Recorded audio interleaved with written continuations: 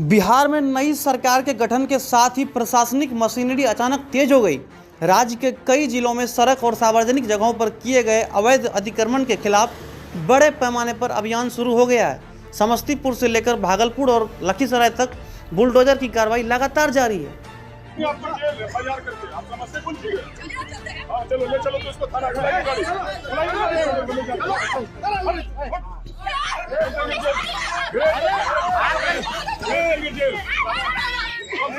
समझो जाओ घरे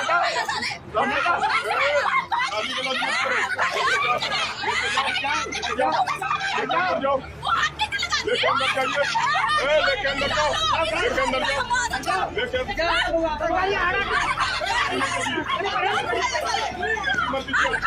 बनाना पड़ेगा।